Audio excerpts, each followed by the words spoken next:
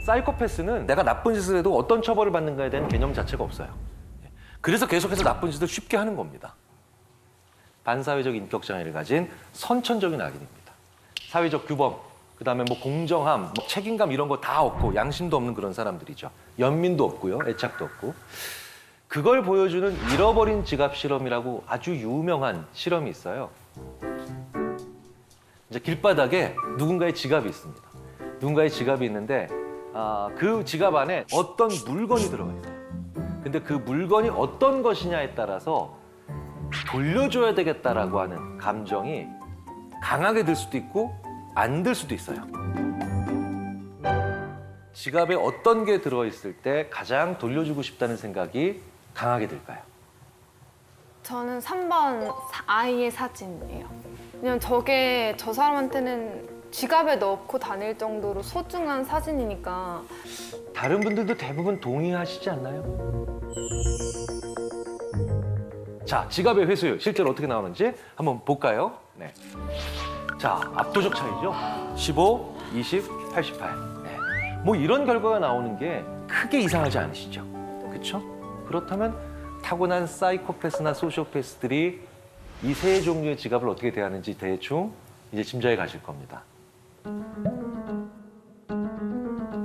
전혀 차이가 없죠. 연민이 없기 때문입니다. 그들은 오로지 어떤 지갑이든 돈이 얼마나 들었는가에만 관심이 있습니다. 그래서 이 사람들은 딜레마에 빠지지 않아요. 딜레마는 야, 이렇게 하자니 얘가 힘들고 이렇게 하자니 이쪽이 피해를 봐. 이런 걸 다 딜레마라고 하죠. 자, 예를 들어서 이런 겁니다. 어떤 마을에 살인마가 나타났어요. 그런데 마을 사람들이 이렇게 이제 곳간 같은 데서 이렇게 숨어 있는데 갑자기 어린아이가 갓난아기죠. 갓난아기가 막 울음을 터뜨리려고 해요. 이제 발각되면 우린 다 죽는 거예요. 다 죽는 겁니다.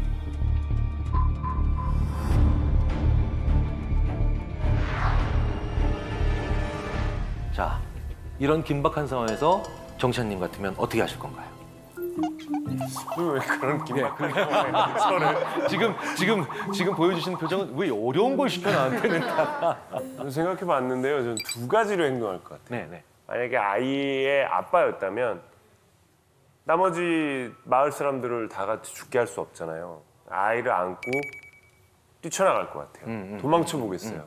그리고 두 번째는 어차피 죽을 거 싸우다 죽어보겠어요. 차라리. 애기가 우는 걸 어떻게 뭐 할 수가 없잖아요. 그렇죠. 네. 그 두 가지 방법 외에는 떠오르지 않네요. 어떤 분들은 또 이렇게 얘기하세요. 어떻게든 소리가 안 나가게 막아보겠습니다. 네. 그래서 제가 그런 생각도 어떻게 하셨나 했더니 음향공학과 전공입니다. 그럴 수도 있겠구나. 네. 심지어 또 어떤 분들은 이러세요. 아이에게 최면을 걸어보면 안 될까요? 부터 시작하고 네. 어떻게든 아이를 죽인다로 가지 않아요. 네. 아기를 즉각적으로 죽인다는 대답을 안 하시는 분들이 정상인 거죠. 그렇죠. 하지만 사이코패스들은 애 죽여. 한 방에 나오는 거예요. 이게 합리적이다라는 것이 그래서 무서운 거예요. 대를 위해서 소를 희생시킨다? 합리적일 수 있죠. 실용적인 걸 위해서 가치를 희생시킨다? 합리적일 수도 있죠. 그런데 이들은 이렇게 약한 자나 아니면 소수를 대를 위해서 아니면 이익을 위해서 희생시키는데 제일 중요하죠. 망설임이 없다. 예. 그래서 딜레마 문제를 주고 어떤 해결책으로 가느냐를 중요하게 생각하는 게 아니에요. 그보다 더 중요한 건 얼마나 망설이고 주저하고 그리고 힘들어하는가. 예, 이런 게 중요한 겁니다, 사실은. 자, 그런데 이 와중에 또 특이한 연구하는 분들이 많아요. 혹시 사이코패스를 겉모습으로 구별할 수 있을까요?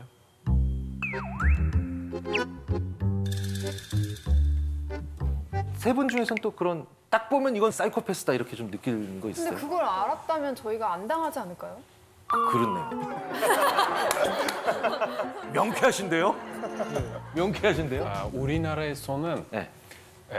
그 면도날, 그 면도 수영할 때 네. 그걸로 몸을 자른 사람이, 특히 발을 자른 사람이 사이코패스라고 생각해서 그 어떤 범죄가 있으면 경찰이 그 범인 발을 꼭 확인해요. 어머. 네, 이렇게 자기 몸을 그렇게 하는 사람, 다른 사람한테도 쉽게 할 수 있다고 생각해요. 네. 그래 그 대학의 연구팀이 실제로 남성의 얼굴의 가로와 세로, 가로와 세로의 비율을 비교한 겁니다. 가로폭 비율이 높아요. 요럴수록 사이코패스라기보다는 사이코패시적 성향, 사이코패시 성향이 높다라는 반사회적 성향이 높다라는 연구 결과는 꽤 안정적으로 관찰이 됩니다. 네네. 저를 보실 필요 없어요. 저는 동그란 거예요. 네네. 가로 비율이 넓은 게 아니에요. 전 동그란 거예요. 그리고 저는 살이 찐 거예요. 지름이 기본적으로 동양인들이 약간 좀 얼굴이 좀 이렇게 얘기한다 이런 거고. 그렇죠. 서양인들은 긴 편이죠. 네, 그런 네, 거 네, 치자면은 동양인들은 그럼 사이코패스 성향이 많다. 그렇죠. 이렇게 결론을 줄 수는 네. 없잖아요. 되게 중요한 지적을 해주셨고요. 분명한 건 이게 왜 그런 결과가 일어나느냐. 테스토스테론의 비율이 높을수록, 농도가 높을수록 이게 옆쪽으로 좀 이렇게 가로 비율이 넓어지는 경향이 있기 때문이다 라고 얘기를 하는데 바로 이런 연구들이 제대로 된 해석이나 아니면 설명 없이 다가오면 얼굴 넣을 때 조심하자. 이게 될 수도 있다는 거예요. 네, 이게 될 수 있다는 거죠. 근데 다음 연구는 조금 더 흥미가 있습니다. 이게 무슨 얘기냐? 심박수. 네. 그게 바로 뭐냐? 이제 닐 제이콥슨이랑 존 거트먼이라고 굉장히 유명한 또 임상심리학자가 있는데 이 사람들이 한 연구는 굉장히 의미심장하면서도 정말 분노를 금하지 못하게 하는 그런 연구인데요. 이 사이코패스들은요. 이제 팔걸이가 이게 좋은 의자들 있죠. 이제 흔들 의자도 있고 이제 요즘 안마 의자 같은 것도 있죠. 이런 거 다 이렇게 쉬고 있을 때보다 사이코패스들은 자기 아내를 때릴 때 심장 박동수가 더 낮아져요.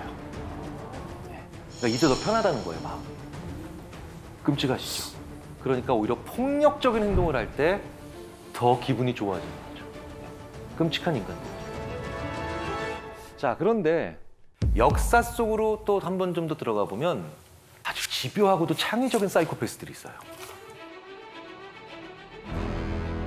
고대 그리스로 한번 가볼까요? 그리스로 가봤는데 정말 가장 잔혹한 방법으로 사람을 처형하는 기구.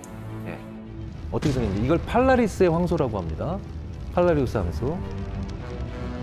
팔라리스가 기원전 6세기에 제우스 신전을 지으라고 왕의 명을 받은 현장 책임자인데 이 인간이 일꾼들을 선동해서 왕위를 창탈했어요. 비정상적인 방법으로 정권을 잡은 사람들이 가장 자기 정권의 취약성 때문에 잔인해지죠. 그런데 이 팔라리스가 그 전에도 사람을 정말 처형을 많이 했는데 아테네에서 굉장히 유명하고 못 만드는 게 없다라는 얘기를 듣는 과학자이자 조각가인 페를라우스에게 절대로 나한테 대항을 못할 생각이 들 정도로 아주 충격적인 처형 기구를 만들어라. 절대로 나한테 대항을 못할 정도로. 그래 만든 겁니다. 그래서 이 페를라우스가 노쇠로 소를 만든 겁니다. 자, 노쇠가 왜 노쇠냐? 열 전도율이 좋아요. 장기까지 다 익어버립니다. 자, 그런데 이 기구가 유난히 잔혹하다는 평가를 받은 결정적인 이유는 뭘까요? 인간이 느끼는 고통의 수치가 이 화상이나 열상이 되게 높으니까. 관련이 있죠. 그러니까 사실 이게 진짜 악의적인 건 사실 저렇게 화형당하면 대부분 질식을 하기 때문에 일찍 의식을 잃어버려요. 그러니까 이게 질식하는 것도 막은 거예요. 예. 몸이 그러니까 화형이나 이런 거 시킬 때는 사실 묶여 있거나 이러잖아요. 근데 저 안에서는 사실은 풀려 있는 상태에서 막 더 몸부림치고 이래서 더 잔인해서 그런가? 더 몸부림치고. 네. 그럴 수 있죠. 그럴 수 있죠. 처형자의 비명이 계속 죽을 때까지 소 이불을 통해서 나오나요? 정답. 정답. 네. 이 입에 뚫려 있는 거. 여기에 나팔이 들어가요. 진짜. 나팔이 들어가서 저 사람이 지르는 소리가 저 황소의 입으로 모든 그 사형장에 있는 사람들에게 훨씬 더 크게 증폭이 됩니다. 그러니까 이 비명이 마치 소의 울음소리, 아주 절규하는 울음소리처럼 된 거죠. 이걸 보고 있는 사람들의 공포감을 극대화시키기 위해서 이렇게 만든 거예요. 인간이 같은 장면을 시청각으로 볼 때보다 청각으로 볼 때 더 정서적으로 반응합니다. 정말 끔찍한 방법이죠. 진짜 아이러니한 건 그런데 팔라리스가 이제 이걸 딱 받아들고 야 흡족해 합니다. 그러면서 테스트를 하죠. 첫 번째 희생자 바로 제작자 페릴라우스. 예. 페릴라우스를 여기다 넣고 페릴라우스가 죽기 직전에 꺼내서 돌산에 방치해버려요. 와. 인과응보. 팔라우스도 10년이 채 지나지 않아서 실각하죠. 정권을 뺏기죠. 이렇게 나쁜 짓을 많이 했습니다. 그리고 바로 저 노스 안에서 황소 안에서 처형당합니다. 네, 인과응보죠. 인과응보. 그런데 소시오패스들은 이것보다는 더 다채로운 얼굴을 하고 있죠. 그러니까 다크나이트에 나오는 조커, 사이코패스지만 소시오패스들의 상당수는 어떤 얼굴을 하고 있냐면 이런 얼굴을 하고 있어요. 네. 사실은 이 얼굴 기억나시죠? 이거 네. 슈렉에 나오는 그런 얼굴을 얼마든지 합니다. 제가 유학 시절에 제 미국 친구의 또 다른 미국 동료가 바로 이런 유형의 소시오패스인데 처음부터 굉장히 어려운 일을 많이 얘기하고 힘든 이야기를 많이 하면서 동정심을 삽니다. 근데 자기도 모르게 그래서 제 동료인 A는 그 B의 사정을 듣다가 자기 돈을 다 쓰게 돼요. 계속해서. 나중에 보니까 A 집에 B가 와서 살고 있는데 우리로 치면 안방을 B가 쓰고 있어요. 컴퓨터도 B가 쓰고 있고 심지어는 A가 그래서 오히려 사정사정합니다. 집은 제발 나한테 그만 오라고. 그런데 그럴 때마다 이 B가 진짜 잘 보이는 표정이 있어요. 그게 바로 뭐냐? 지구상에서 가장 불쌍한 표정을 짓는 겁니다. 이런 경우도 소시오패스입니다. 더 중요한 건 어떤 경우든 소시오패스들은 가스라이팅을 한다는 거예요. 자, 그러면 이제 가스라이팅은 어떤 단계를 거치느냐? 바로 이런 단계죠. 첫 번째로 관계를 형성해야 되죠. 그렇죠. 밀접한 관계. 그러니까 제일 밀접한 관계. 우리 인간에게 있어서 제일 밀접한 관계가 뭐예요? 가족. 그런데 가족은 원래부터 혈연인데 혈연이 아닌데도 제일 밀접해지는 건 가족 만들기 전에 뭡니까? 사랑, 연인, 부부. 네, 연인과 부부. 부부가 가장 가스라이팅이 많은 이유예요. 그러면 두 번째 반드시 꼭 하는 게 뭐냐? 아까 가스라이팅에서 나왔죠. 기억을 왜곡합니다. 그래서 한 번 어떤 실수를 하게 되면 예전 실수들이 다 같이 뛰어나오면서 넌 원래 그런 사람이야.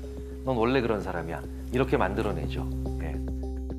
기본적으로 여기까지 오면 사실은 말도 안 되는 얘기야라고 하면서 반박을 할 수도 많게 되지만 이 세 번째 단계까지 오게 되면은 이제는 아예 저항을 못 합니다.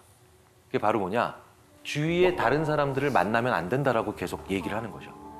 그게 미니마이징이에요. 계속해서 고립시키는 겁니다. 저는 이 세 번째를 하는 군대 밖에서 군대 안에 있는 친구에게 이걸 하는 그런 사람을 만난 적이 있어요. 그러니까 무슨 얘기냐면 제가 군대에 있을 때 어떤 병사 한 친구가 갑자기 어느 날 오더니 저는 정훈 장교님이랑 이제 다시 얘기를 할 수 없습니다. 그 뭐야? 무슨 얘기야? 너랑 나랑 연애하냐?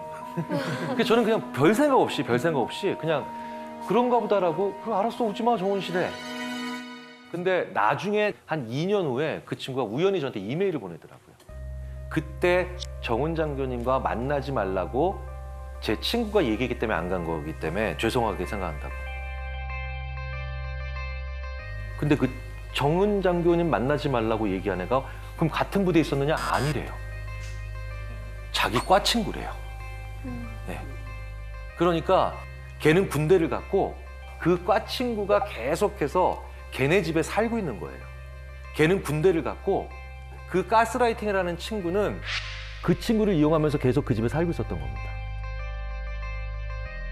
그런데 그걸 계속하는 과정에서 이 소시오패스적이고 가스라이팅하는 친구는 계속해서 자기 말을 듣게 해야 되니 제일 중요한 게 뭡니까?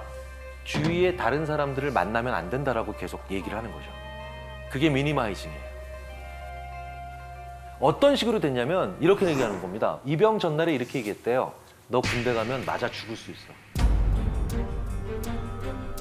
최대한 사람들에게 마음을 열지 말라고. 계속해서 고립시키는 겁니다. 마지막 단계가 있습니다. 이제 본격적으로 뭐가 시작되느냐? 무시가 들어갑니다. 근데 무시를 세게 하는 걸 우리가 보통 개무시라고 하죠. 네. 근데 정말 그런 식으로 무시합니다. 네. 옆에 그냥 물건이 있는 것처럼 무시할 때도 있고요. 근데 왜 그런지 아세요? 자, 보세요. 관계를 밀접하게 맺었죠? 기억을 왜곡시켰죠? 미니마이징 시켰으니 이제 이 사람밖에 없죠? 근데 이 사람이 무시하고 나를 사람 취급 안 하는데 어느 날 갑자기 이러다가 일로 와. 이러면 진짜로 주인 앞에 꼬리치는 강아지처럼 갈 수밖에 없는 거예요.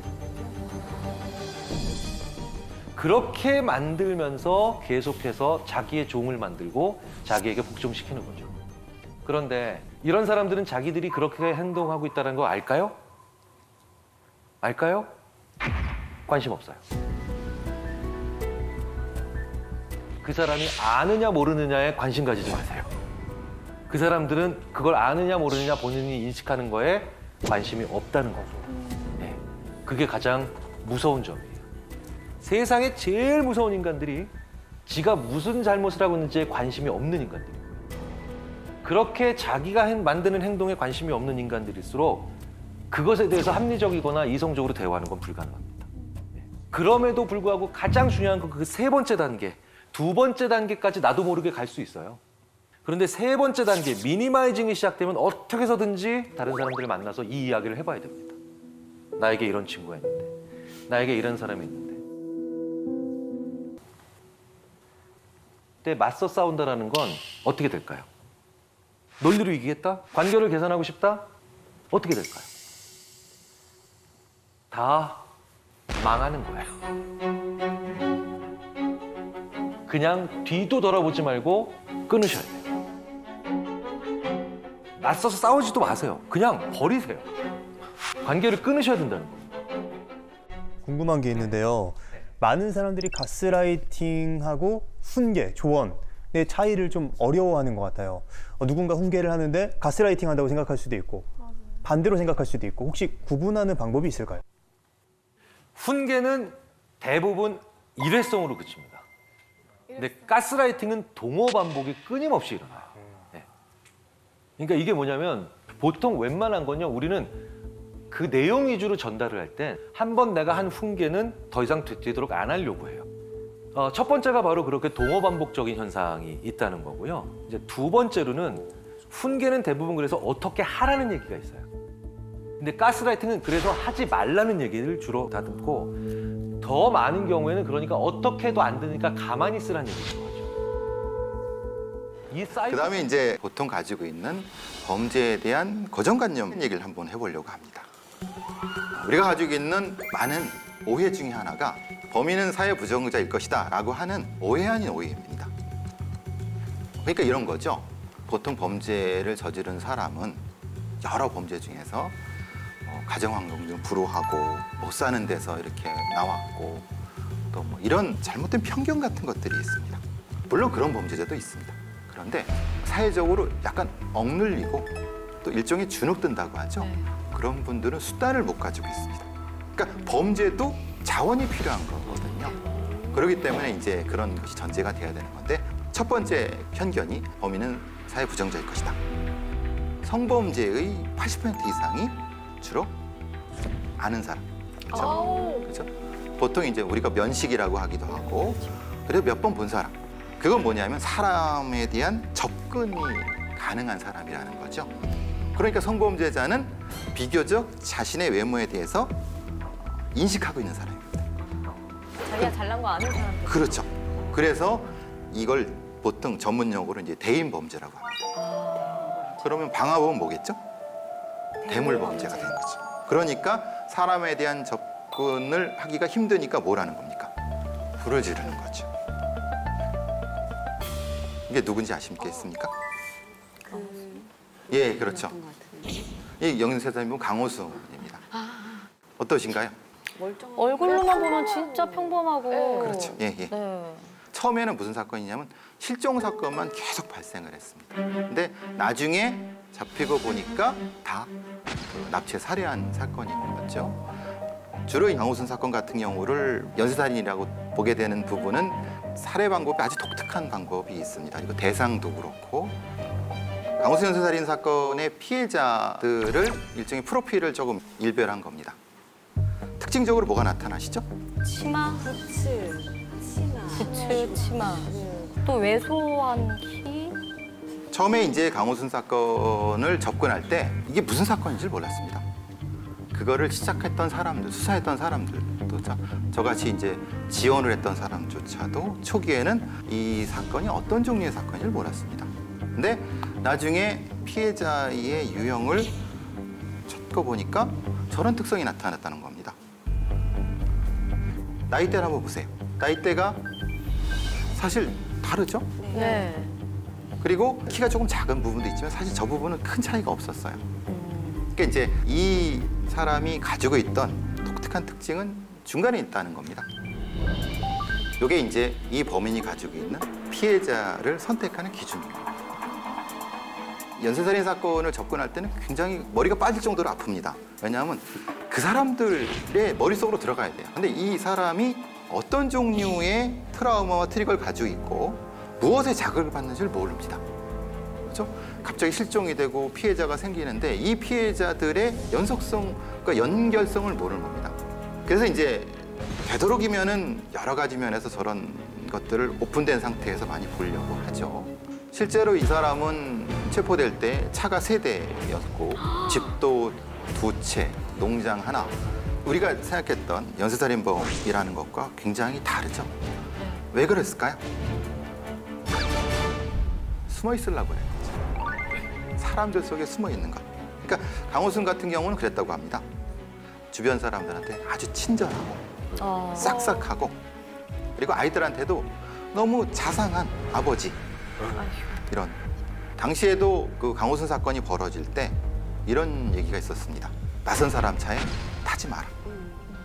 라고 했는데도 그 뒤로도 몇 가지 사건이 더 생겼었습니다. 그러면은 그것이 그 피해자들의 잘못이냐?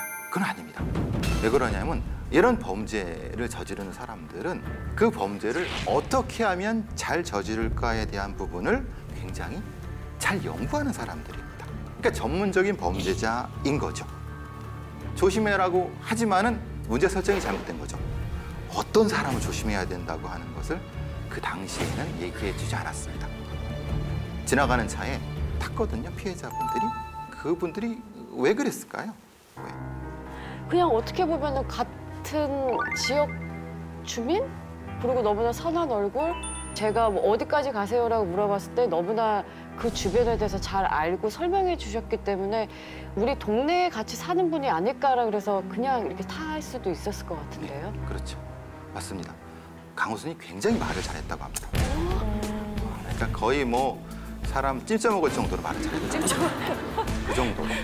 근데 결정적인 건 뭐냐면 범행을 쓰였던 차 조수석에 자기 아들 사진을 뒀다고. 거기다가 아들이 가지고 있는 곰인형도까지 두고. 안심시키려고. 그렇죠. 이게 일종의 범행 장치를 이용하는 겁니다. 그러면은 마치 아주 자상한 가장이 아들한테 선물 주러 가는 길에 차 태워드릴게요라고 하는 겁니다. 우리가 생각하는 이 범죄자라고 하는 게 문 열고 타세요 이렇게 얼굴 저처럼 이렇게 하고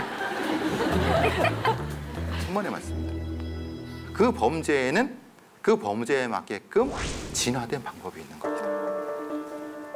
저한테 질문을 하시는 분들이 있습니다. 사기꾼은 어떻게 생겼어요? 이렇게 물어봅니다.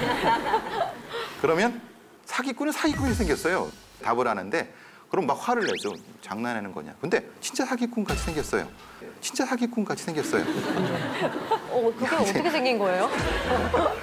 전대를 옆에 두르고 여기다가 막 뽀글이 파마를 하시고 그런 분인데 200억대 갯돈 사기의 주범입니다. 다가가기 되게 쉽게 만드네요. 그렇죠. 맞습니다. 범죄자는 바로 그겁니다. 다가가기 쉬운 세팅을 온몸으로 하는 사람이 범죄자입니다. 어머. 그러니까 억지로 해도 잘 안 되는 부분입니다. 그래서 경찰들이나 프로파일러들이 실제로 이제 그런 범인들을 계속 보면은 요건 사기꾼, 방화범, 패스,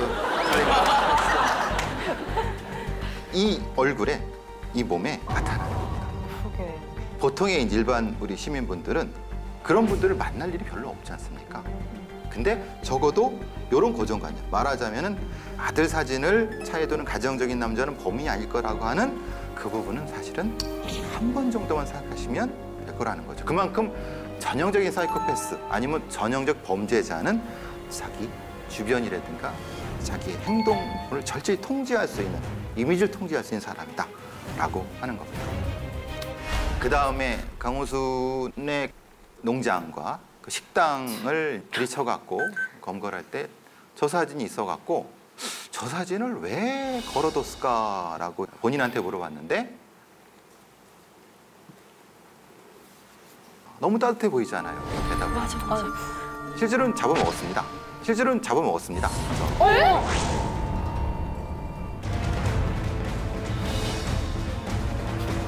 왜냐하면 사이코패스는 진짜 인명수심이네. 공감 능력이 없기 때문에 반려동물을 키울 수가 없습니다. 어머. 공감 능력이라는 건 감정을 통해야 되지 않습니까? 터미네이터라는 영화 아시나요? 네. 터미네이터에서 기계인간을 탐지하는 원시적인 방법이 뭐죠? I will be back. I will be back. 저 이따 잠깐 보시죠. 개소리가 나죠, 개소리가. 보면 개가 짖습니다. 그러면 저 기계인간이다라고 사격을 합니다.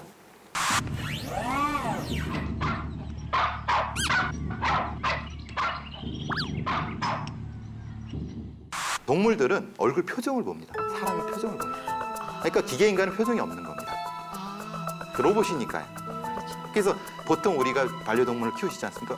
개도 이렇게 눈을 쭉 보고 하죠. 근데 서로 교감을 하는 거지 않습니까? 근데 이제 교감을 못 하니까 이게 키울 수가 없는 겁니다. 사이코패스의 특징을 앞에 나온 걸 조금 정리를 하자면 3가지 정도입니다. 아주 극단적인 자기중심성입니다. 그러니까 아까 말씀드린 그런 거죠. 자기밖에 모릅니다. 그러니까 주변에서 사람이 죽어가도 자기 여기 칼자국 나는 데서 응급실에 갑니다. 그래서 의사한테 뭐 빨리 좀 해달라고 하는데 옆에서 사람이 죽어갑니다. 그럼 상관없고 막 이게 이제 극단적인 자기중심성이고 연쇄살인 범 유영철 같은 경우가 그 많은 사람을 죽이고도 절대 자기 잘못이라고 했습니다. 그러니까 표현이 그렇지만은 나한테 죽은 여자들이 몸 관수를 못했기 때문에 내가 죽인 거다. 뭐 이렇게 표현하는 거죠. 그러니까 이제 이런 부분이 그렇고 지금 재판 중인 사건이죠. 인천 연수구에서 초등학생을 잔혹하게 살해한 사건에서 17세 김양이라고 하는 사람이 구치소에서 한 말이 있죠. 뭐가 가장 힘드냐 했더니 날씨가 좋은데 벚꽃 못 보러 가는 게 제일 힘들어요 라고 하는 거예요. 핵심적으로는 자기 중심으로 돌아가는 세상입니다. 그러니까 자기를 방해하면은 거의 가차없이 용서하지 않는 부분이죠. 그것과 연관되는 것이 2번째입니다. 강한 자극 추구입니다. 아주 강한 자극 추구. 요건 이제 뭐냐면 앞서 말씀드린 것처럼 시각적인 부분이 있겠고 촉각적인 부분이 있고 청각적인 부분이 있습니다. 보통 인문학적인 형태의 만족이라든가 사람과 같이 사는 것의 만족 이런 것들이 아니라 아주 극단적인 자극입니다. 그래서 보통 연쇄살인범들의 살해 방식이 되게 잔인한 것은 죽어가는 장면을 보려고 하는 시각적인 욕구 그리고 죽어가는 것 속에 들리는 소리 같은 거 그리고 그 시체를 만짐으로써 느껴지는 차가움을 느끼고자 계속 반복적으로 하는 거거든요.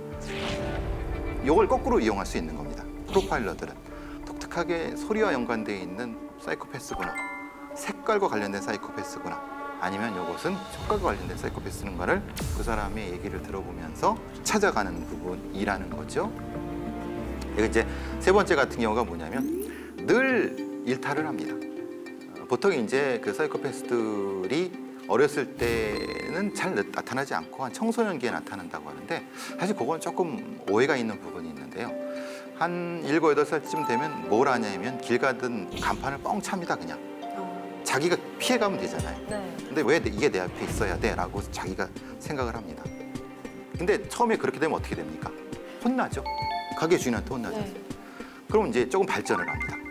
멀리 가서 비비탄 총으로 빡 쏩니다. 아, 복수. 네, 그렇죠. 요게 사소한 범죄를 반복적으로 함으로써 그래도 된다고 생각을 하고 그걸 통해서 만족을 얻고 그 경험을 통해서 머릿속에 뇌 구조가 바뀌어갖고 진화되고 그 다음 단계로 넘어가게 되는 형태가 됩니다. 자, 요 사이코패스 얘기를 했으니까 혹시 그 소시오패스라는 말씀 들어보신 적이 있나요? 네. 그런 역할도 많이 했습니다. 그러셨을 것 같아서 물어봤습니다. 차이점에 대해서 혹시 아시는 게 있나 해서요. 글쎄요, 그거 알고 싶어서 제가 나온 건데요. 예, 대부분의 분들이 강선희님 같이 생각하실 겁니다. 사이코패스, 소시오패스 무슨 차이가 있지? 라고 생각합니다. 그러니까 보통은 그냥 같이 쓰는 경우도 있고 그렇거든요. 근데 실제로 소시오패스, 사이코패스는 병이 아닙니다. 이게 일종의 행동 습성입니다. 그러니까 반사회적인 그런 것이 몸에 습성화되어 있는 어떤 인간형을 얘기를 하는 겁니다. 근데 소시오패스는 사이코패스 범주에서 어떻게 보면 조금 약간의 하위 범주라고 볼 수 있는 겁니다. 조금 다른 건 뭐냐면은 사이코패스는 약간 선천적인 기질이 있다고 합니다. 그것과 대비돼 갖고 소시오패스는 이제 후천적인 부분이 강합니다.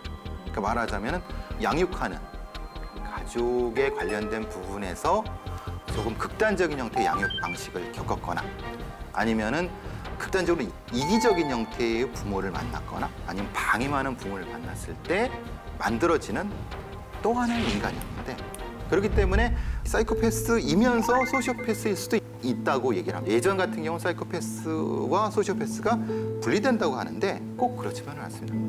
그래서 소시오패스는 목적을 위해서는 수단 방법을 안 가리는 겁니다.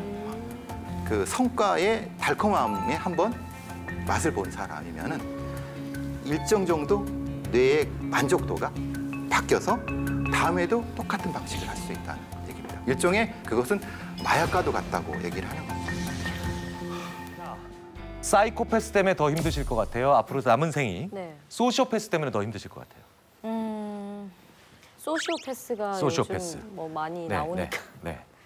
우리나라에서 사이코패스 제일 많이 보신 분이 우리나라에서 사이코패스 제일 많이 보신 분이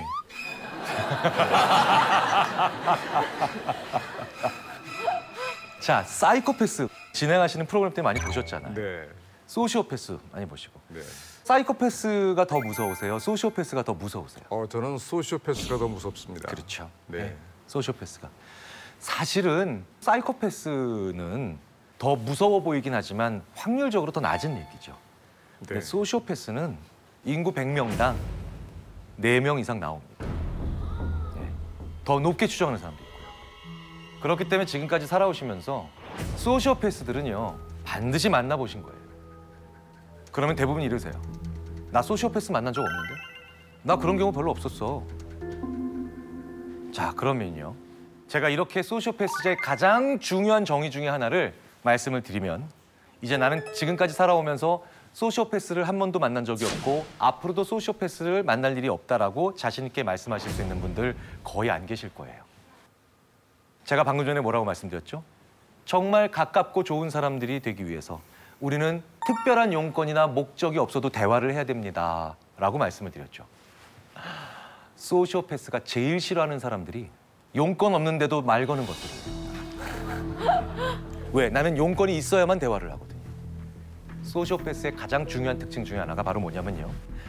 내가 필요할 때만 나한테 잘해주는 사람이에요. 너무 많은데 그런 주변에. 그리고 내가 필요 없어지면 나한테 다시 굉장히 차갑게 돌변하는 사람이죠. 그러면 갑자기 내 주위에 수많은 사람들이 소시오패스로 돌변을 합니다. 물론 여기에는 또 다른 중요한 특징들이 있죠. 사람을 이용한다는 거. 그러니까 사람을 도구로 생각한다는 거. 그 외에 여러 가지 또 중요한 몇 가지가 더 있는데 하지만 어쨌든 소시오패스의 가장 중요한 특징 중에 하나는 내가 필요할 때만 나한테 잘하고 내가 필요 없어지면 나를 버리는 사람입니다.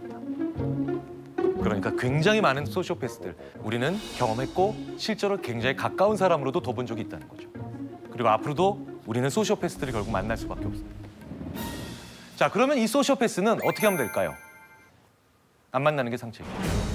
근데 소시오패스들은 대부분의 연구들을 보면 머리가 좋아요. 그래서 자기의 소시오패스적 성격을 잘 드러내지 않습니다.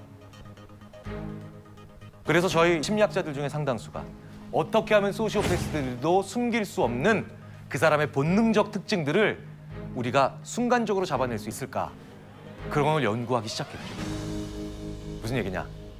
짧은 시간에 벌어지는 일, 즉 습관적인 반응을 보면 된다는 거죠. 이런 상황이 있어요. 여러 명의 형제 자매가 있는 그런 부모님이 계신데 그중에 셋째 딸이 부모님 계신 그 집을 오랜만에 방문을 했는데 심근경색으로 아버님이 쓰러져 계신 거예요. 그러니까 이 셋째 딸은 너무나 놀랐겠죠. 119 구급대를 불러서 병원으로 당연히 급히 옮겼을 테고 그리고 병원에서는 당연히 응급수술에 들어갔겠죠. 그리고 이 응급실에 들어가시고 난 다음에 경황이 너무나도 없었던 하지만 이제 막 정신을 차린 이 셋째 딸은 자기 첫째 언니에게 전화를 합니다. 이런 일이 있었고 아버님이 쓰러져 계셨고 그래서 내가 급히 아빠를 응급차에 모시고 지금 병원에 와서 이제 막 응급실에 들어갔다. 자, 여기까지 얘기를 해줬습니다. 첫째 언니한테. 자, 그러면 이 첫째 언니는 그 말을 듣자마자 어떻게 대답을 했어야 되나요? 거기가 어디야? 지금 갈게. 어디가 괜찮아? 아빠 괜찮니? 괜찮니? 그렇죠? 두 분의 대답이 합쳐진 게 당연히 상식적인 대답이죠. 거기 어디니? 아빠 괜찮니? 그런데 소시오패스들은 이렇게 대답한다는 거예요. 너 왜 응급실에 전화하기 전에 나한테 전화 안 했어? 헐. 뭐예요? 아빠의 목숨보다 중요한 게 뭡니까? 내가 더 중요한 겁니다. 그래서 반사적으로 이렇게 나오는 거예요. 너 왜 나한테 먼저 전화하지 않고 응급실에 전화했어? 자, 우리가 이런 사회적 현상을 많이 봐요. 무슨 얘기냐? 그 사람이 어떻게 됐는지를 걱정하는 게 아니라 그걸로 인해서 어떤 다른 경제적 손실이 있었는지 어떤 정치적인 손실이 있을지 손익이 있을지를 따지는 사람들 있죠. 심지어 우리는 국가적으로 다들 아파하는데도 그 손익을 따질 수 있는 사람들을 봅니다. 그런 사람들을 멀리 하셔야 돼요. 그런 사람들이 소시오패스적 성향이 강합니다. 심지어 사람의 목숨을 가지고도 돈으로 환산하는 사람들 가장 경계하셔야 될 소시오패스고요. 그리고 이 사람들은 결국 언젠가 내가 용도가 다했을 때 그리고 내가 더 이상 필요로 하지 않을 정도로 힘이 약해졌을 때 나에게 이런 행동을 보일 사람들입니다. 멀리 하셔야 된다는 거죠. 그러니까 이런 소시오패스적 사람들은 절대로 뽑으면 안 되는데 이걸 굳이 오히려 나서서 뽑으려고 하는 분들이 계세요. 바로 그게 압박 면접하시는 회사예요. 온갖 수치스럽거나 당황스러운 질문들을 합니다. 그리고 이 질문에 상대방이 당황해하면 얘는 일을 못할 거예요라고 하는 어이없는 생각을 하시죠.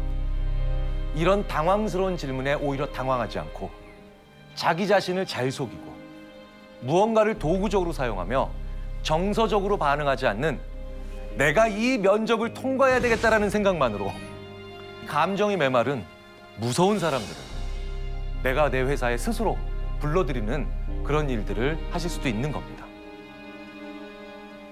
재밌는 많이들 알고 계신 사건이지만 강호순 사건은 정확히 어떤 사건이었는지. 2006년 12월 20일 무렵부터 네. 연쇄적인 살인을 저질렀던 사건이죠. 그래서 2009년 경기도 화성에서 최근 여성 2명이 잇따라 실종된 데 이어서 수원의 30대 여성도 보름 넘게 연락이 끊긴 사실이 추가로 드러났습니다. 장소는 모두 화성 연쇄살인 사건이 있었던 곳에서 멀지 않은 곳들입니다.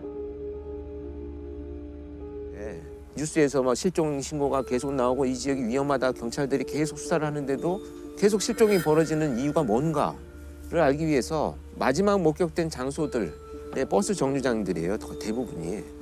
그래서 거기를 가서 이렇게 서 있어 봤더니 동네 분들이 지나가면서 아니 근데 추운데 여기 서 있지 말고 그냥 제 차 타세요. 저기 모셔다 드릴게요. 이런 문화가 있는 곳이더라고요. 그러니까 그것을 문화를 이용한 상황을 이용한 범죄로 넘어간 거예요. 같은 길이면 태워드릴게요. 그러면 아니요 괜찮아요 타지 않습니다. 그러면 교묘하게 이 피해자를 자기한테 유인해요. 그럼 내가 나쁜 사람으로 보입니까? 이런 화려한 이런 그 수법을 이용해서 마지못해서 타게끔 만들어서 그때 범행을 저지르는 것으로 진화된 이런 범죄입니다. 보통 사람들의 어떤 친절과 배려를 이용한 범죄죠. 지금은 버스가 뭐 몇 시에 온다 몇 시에 온다가 알려져 있지만 그때만 해도 무작정 나가면 뭐 20-30분씩 추운 날 기다려야 되는 상황인데 그러니까 사람들이 거의 없고 너무 추우니까 누가 누구 차를 탔는지도 관심도 없고 네.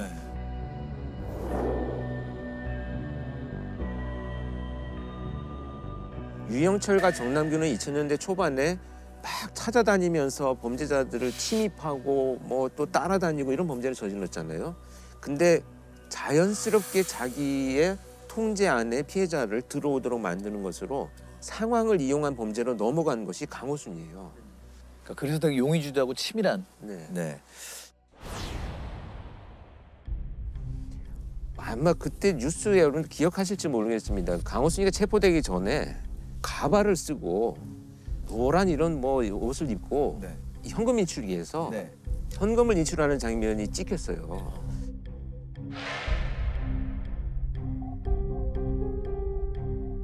네 시간 후에 그 장소에 나타난 거예요. 네. 그래서 이제 수사의 방향이 대중교통으로 왔느냐, 뭐 걸어왔느냐, 네. 자기 차를 타고 왔느냐 여기에 따라서 우선순위가 결정이 돼야 되는데 이 목격자 진술이 다 다른 거예요. 네. 그래서 어떤 사람은 뭐 자기 차 타고 가더라, 뭐 뛰어가더라, 뭐 택시 타고 왔다, 뭐 이런 다양한 진술이 나왔는데 그때 한 학생이 마침 그 인근을 지나가다가 강호순이하고 어깨를 부딪혔어요. 그래서 이 학생은 나름대로 어떤 충격과 이벤트도 있었고 그 상태에서 얼굴을 본 거죠. 자기가 이상한 사람이 막 가발 같은 거 쓰고 가니까 이렇게 유심히 봤는데 자기 차를 시동을 걸더니 타고 갔다 이렇게 진술을 했었어요. 그런데 워낙 다르니까 제가 그래서 이제 그 학생을 체면 수사를 했는데 체면 상태에서 승용차가 아니고요. 차 위에 이렇게 삼각형의 뿔이 있어요. 이게 택시였던 거예요. 택시네요. 그래서 이제 택시로 일단은 가닥을 잡았는데 이게 참 신뢰하기가 어렵잖아요. 진술이 바뀌어서 그 시간 그 장소로 돌아가면 본 장면도 기억을 해내고 같이 보는 다른 목격자를 또 찾을 수가 있어요. 그러면 그 인근에 그 장면을 보고 있는 사람 누가 있느냐. 내가 분명히 봤지만 누가 보고 있는지는 몰랐는데 그 학원 버스 기사 아저씨들 서너 명이서 그 장면을 보고 계세요. 그래서 그날 근무자들을 불러가지고 봤느냐. 봤다. 근데 이상한 사람이 택시를 타고 가길래 참 저런 사람이 밤늦게 어딜 돌아다니나 자기들끼리 그런 얘기를 했다는 거예요. 근데 신뢰성이 높아지잖아요. 그래서 결국은 그 지역이 강호순이가 그 거주하는 지역과 관련이 있다라는 것이 이제 애초에 수사 방향에서 판단이 되어가지고 수사가 빨리 전개가 됐던 것도 있었죠. 경찰은 여대생이 사라진 군포 보건소와 현금이 인출된 안산 성포동 농협 일대에 있는 300여 개의 CCTV를 찾아냈고 사건 당일 찍힌 차량 소유주 7천여 명을 하나하나 확인해 갔습니다. 그때 마지막 그 여대생을 차에 태워서 가면서 조수석 밑에 의자 밑에서 못 올라오게 누르고 한 손으로 운전을 한 장면이 딱 찍혔어요. 뭔가 이상하다라고 해서 포착을 했는데 그 차가 강호순이의 어머니 명의로 되어 있었어요. 가서 확인을 하고 1차 면접 조사를 하고 내일 다시 한번 너에 대한 조사를 하겠다 출석해라라고 했는데 그날 밤에 얘가 증거인멸을 하려고 불을 질러버린 거예요. 그래서 자기가 신고를 합니다. 내 차가 어떤 사람이 불을 지른 것 같다. 그 말이 결국은 수사팀의 입장에서는 내가 범인이다라는 말로 이제 해석이 된 거죠. 하도 안 잡히니까 이제 진짜 오만해지고 약간 분별력이 없어졌군요. 아주 오만하고요. 그런 아주 불쾌한 감정이죠. 근데 강호순 같은 경우에는 또 특히 자기 통제에 굉장히 능했다고 들었거든요. 네. 자기도 통제를 잘하고 특히 상대방을 조종하는 능력이 워낙 뛰어나가지고 저도 그 첫 장면에서 처음 만날 때 0.1초 사이에 심부름을 할 뻔했어요. 저도. 이렇게 들어가서 문 열고 들어가는 순간에 이야기하려면 물이라도 들고 와야지 맨손으로 오시면 안 되죠. 이렇게 얘기를 하는 거예요. 저도 모르게 그냥 물 가지러 가거든요. 이게 심부름 하는 거예요. 그러니까 내가 널 통제하고 있어라는 강렬한 메시지를 주는 건데 그 0.1초 사이에 아차 얘가 사이코패스였구나. 물은 내가 필요할 때 갖다 줄게. 나는 지금 너하고 이야기를 나누러 왔어. 그렇게 먼저 아주 친절하고 단호한 의사표현을 했죠. 그 이제 일부 자백을 하고 있을 때 이제 투입이 돼서 자백을 하기 위한 면담을 시작을 했는데 이 손을 이렇게 탁자를 치면서 나하고 이럴 시간에 DNA라도 하나 더 찾는 게 빠를 텐데 이런 얘기를 했었어요. 그래서 제가 충분히 찾고 있어. 며칠 걸릴 텐데 찾을 거야 걱정하지 마. 이런 식의 대화가 진행이 됐거든요. 그러니까 뭐 통제하고 통제당하고 막 나도 너 막 통제하고 막 이런 치열한 기싸움이 느껴지네요. 이미 뭐 벌을 덜 받게 해주세요. 뭐 이런 마인드는 없는 거죠. 없어요. 존재하지도 않아요. 물론 사람이 다 살아가면 누구나 좀 약간 내 마음대로 조종하고 통제하는 욕구들은 있어요. 근데 그게 너무 지나치다는 건데 특히 범죄 상황에 있어서는 강호순과 이춘재가 결이 상당히 비슷한 범죄자입니다.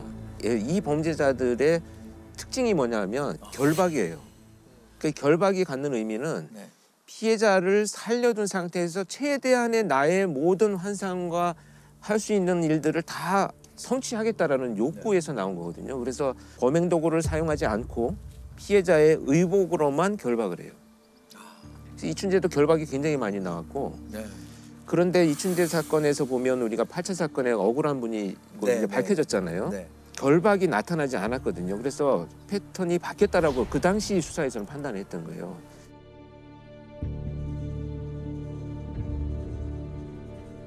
그런데 반드시 나타나지는 않습니다. 시그너처가.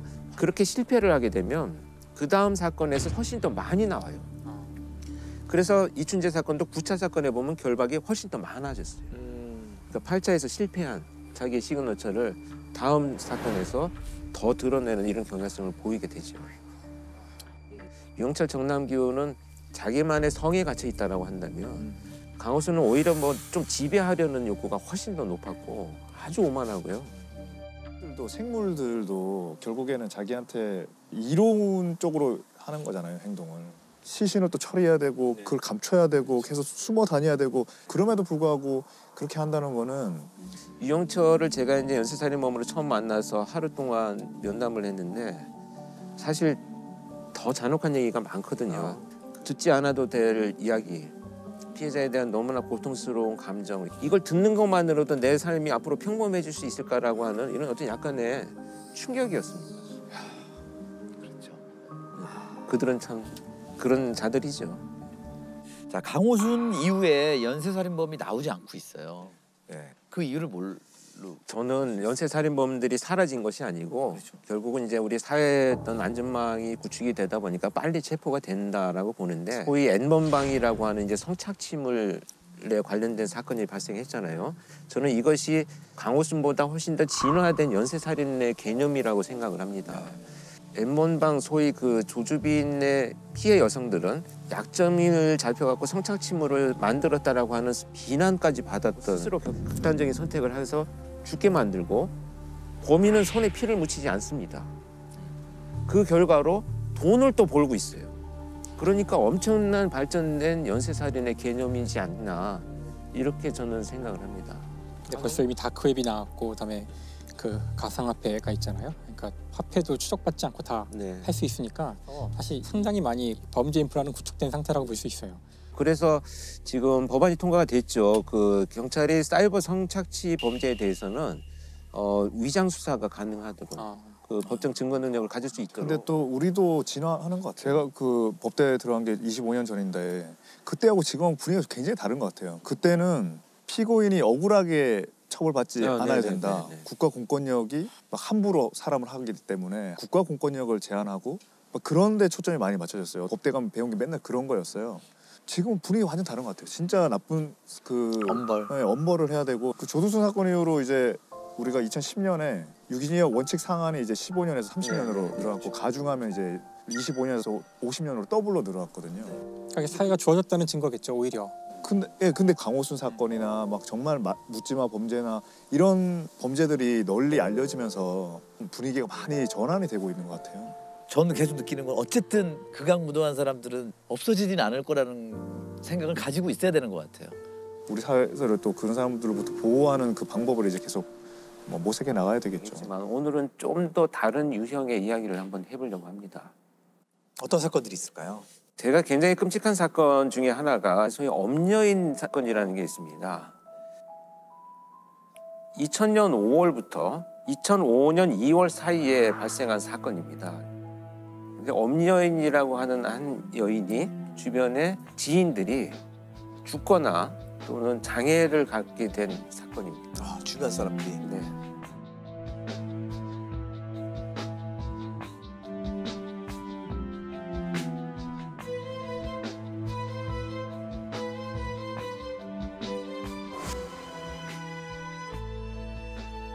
개요를 좀 몇 가지 하나씩 살펴보겠습니다. 첫 번째 사건은 남편을 살해한 사건인데요. 엄여인은 이제 첫 번째 결혼한 남편의 보험을 3군데나 가입을 합니다. 보험을 가입한 이후에 어느 날 남편한테 수면제를 먹여서 잠이 들게 한 이후에 핀 같은 걸로 눈을 찔러서 실명을 하게 만듭니다. 남편은 모르는 건가요? 눈이 갑자기 안 보이게 되는 건가요? 눈에 굉장히 심한 상처가 났는데 자기 잘못인 것으로 생각을 한 거죠. 그리고 나서 이제 몇 달 뒤에 다시 이제 그 수면제를 먹여서 잠이 들어 있는 남편한테 얼굴에 끓는 기름을 부어서 화상을 입히게 됩니다. 사주에 이제 화상을 입히죠. 그래서 이런 상처들로 인해서 이제 장애를 입고 상처를 입고 치료를 하던 이 남편은 결국 다발성 자창 출혈 이런 것들로 인해서 사망을 하게 됩니다. 그리고 나서 이 사망한 남편의 보험금을 3억 원을 받게 됩니다. 이렇게 이제 첫 번째 남편을 살해해서 3억 원의 보험금을 받은 엄녀이는 한 달 후에 재혼을 합니다. 그리고 나서 똑같은 방법으로 또 그 수면제를 먹인 후에 눈을 찔러서 장애를 입힙니다.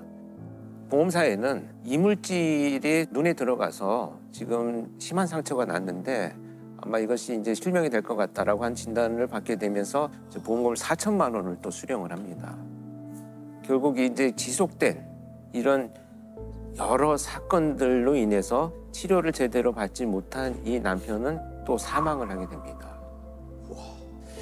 그러면 원래 남편부터 재혼한 남편까지 두 명을 살해한 거네요. 2명을 살해했죠. 근데 여러분 여기서 되게 중요한 게 뭐냐면 보험 금액이 사망 그 다음에 가장 많이 금액을 받는 것이 실명이에요.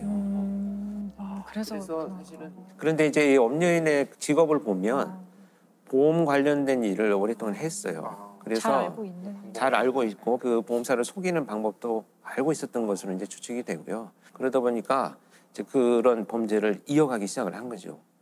진짜 잔혹한 게 그냥 사람을 죽이는 것도 잔혹한 일인데 보험금을 2번 받기 위해서 먼저 실명을 시키고 그렇죠. 또 살인하고 이게 정말로 좀 잔인한 것 같아요. 29살 주부 엄모 씨는 지난 2000년 남편에게 수면제를 먹인 뒤 눈을 찔러 멀게 했습니다. 치료를 받던 남편이 숨지자 엄 씨는 보험금으로 2억 8천여만 원을 타냈습니다. 2년 뒤에 재혼한 남편도 똑같은 방법으로 당해 치료를 받다 숨졌습니다. 남편이 정신질환 좀 있어서 눈 자해하는 거 보고 그걸 생각해내게 된 거였어요. 여기에서 중요한 건 뭐냐면 그동안의 과정에 왜 의문을 제기하지 않았는가를 살펴봤더니 너무나 지극정성으로 남편을 돌보는 모습을 보여주는 거예요. 그러니까 주변 사람들은 저런 심성을 갖고 있는 사람이 설마 정말 보험금 때문에 남편을 저렇게 하겠느냐라고 하는 생각들을 하게 된 거죠. 보험사들은 보험금을 2번이나 남편의 죽음으로 그런 약간 데이터들이 공유가 안 되나 봐요. 당시에는 사실 공유가 되지 않았었습니다. 지금은 누가 봐도 의심받을 수밖에 없는 상황이죠. 이 사건은 특히나 가족들의 이의 제기도 없었고 장애로 인한 보험금 수령이었기 때문에 아마도 초기에 발견되지 않았던 안타까운 과정을 겪고 있습니다.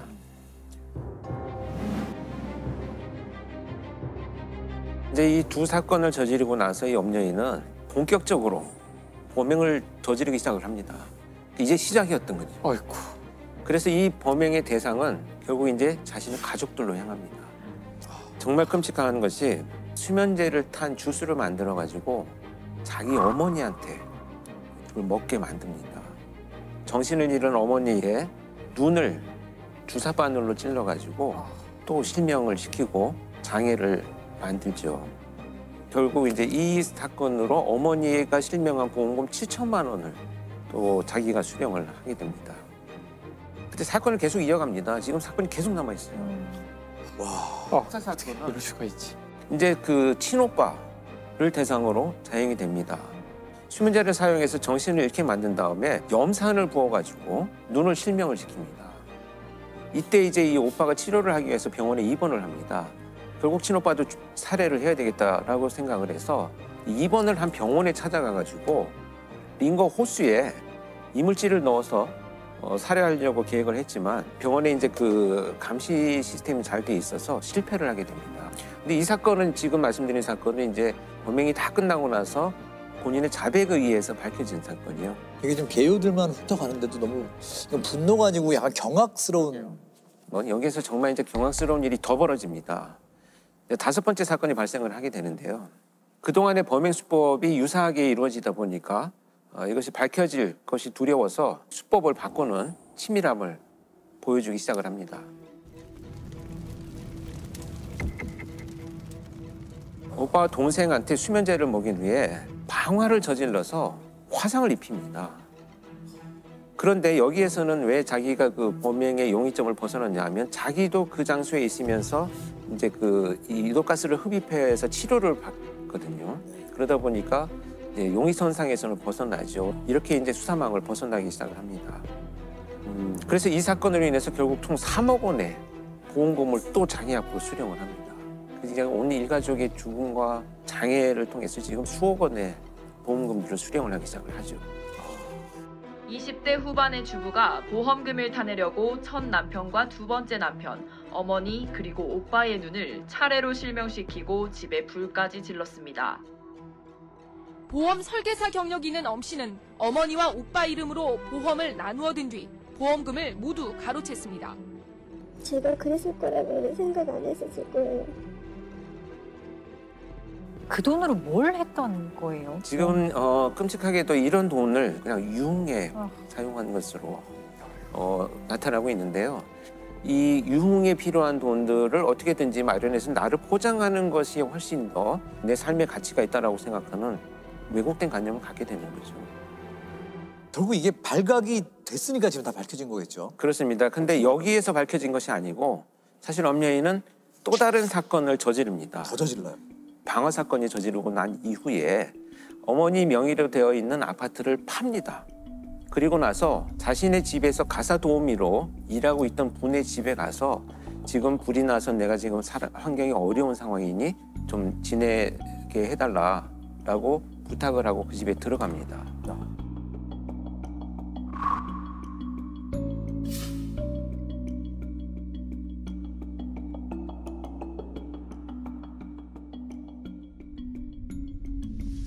강 씨의 집에서 거기에서 또 방화 범죄를 저지릅니다.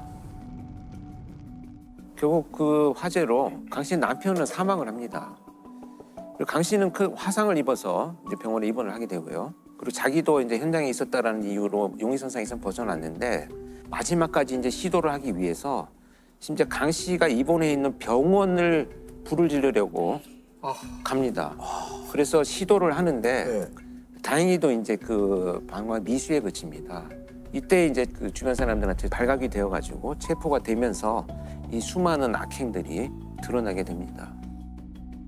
엄 씨는 잠시 머물렀던 파출부 강모 씨의 집에도 불을 질러 강 씨의 남편을 숨지게 한 혐의도 받고 있습니다. 결국 이로 인해서 최종 무기징역이 선고가 되어가지고 수감 생활을 하고 있습니다. 이 엄여인의 사이코패스 그 점수라는 게 있다고 하는데 그게 아주 화제였던 것 같아요. 저도 실제 그 이제 송치되기 전에 분석을 하기 위해서 프로파일링을 하기 위한 면담을 했었는데 사이코패스 검사는 40점 만점에 24점, 25점이 넘어가면 굉장히 위험한 사람이다라고 평가를 합니다. 그 알고 계시는 뭐 유영철, 뭐 강호순 이런 자들이 뭐 37점, 38점 이렇게 되니까 굉장히 높은 위험성을 갖고 있다라고 표현하는데 엄여인은 죄책감의 결여, 그다음에 충동성, 자기중심성 이런 것들을 평가하는 사이코 체크리스트에서 40점에 육박할 것이다. 전부 이렇게 진단을 하고 있습니다. 그러니까 자기중심적 사고나 또는 충동성 이런 부분들이 굉장히 심각하게 높았던 제가 직접 만났을 때는 의외로 거의 말을 하지 않았었어요. 그러니까 어떤 의미로 저는 받아들였냐면 일종의 수치심을 느꼈다라고 생각을 하는데요.